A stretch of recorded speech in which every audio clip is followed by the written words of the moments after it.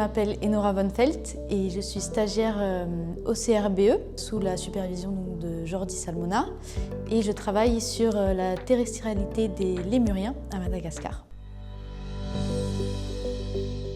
Les chercheurs ont placé 40 caméras dans la région du Macaï à Madagascar. En regardant ces vidéos, on a remarqué que certaines espèces de lémuriens passaient beaucoup de temps au sol. Or, ces espèces quadrupèdes sont décrites par la littérature comme étant pratiquement exclusivement arboricoles et passant seulement 2% de leur temps au sol, surtout pour s'abreuver pendant la saison sèche. D'où ma problématique qui est de savoir si les eulémures sont vraiment exclusivement arboricoles et s'ils ne le sont pas, pourquoi auraient-ils été décrits comme tels ? Ce que je fais pour répondre à cette problématique, c'est d'analyser les vidéos sur lesquelles il y a des lémuriens qui ont été détectés. J'utilise un logiciel qui permet de quantifier le temps passé au sol et dans les arbres. C'est le logiciel Boris.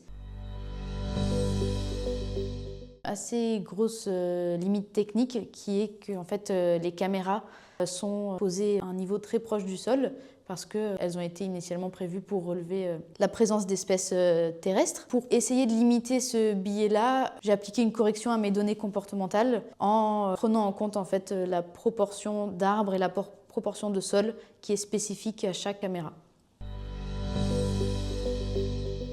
Après mes analyses statistiques, j'ai aussi pu montrer que le lémur à front roux passe 2/3 de son temps au sol, bien loin donc des 2% qui ont été rapportés par la littérature dans d'autres forêts. J'ai aussi voulu montrer différents facteurs qui pouvaient influencer donc, la présence de ces lémuriens au sol ou dans les arbres et me focaliser surtout sur la présence de prédateurs. Il y a le chat, le chien, le foussa et l'humain aussi qui est inclus dedans parce que dans certaines régions il est chassé. Suite à un passage d'un prédateur devant une caméra, on va observer un délai avant que les lémures redescendent au sol. Et plus le temps passe, plus leur comportement terrestre augmente. La relation entre comportement arboricole et prédation terrestre pourrait en partie expliquer que les toutes premières études, conduites sur des groupes d'individus non habitués à l'humain, aient décrit l'espèce comme strictement arboricole.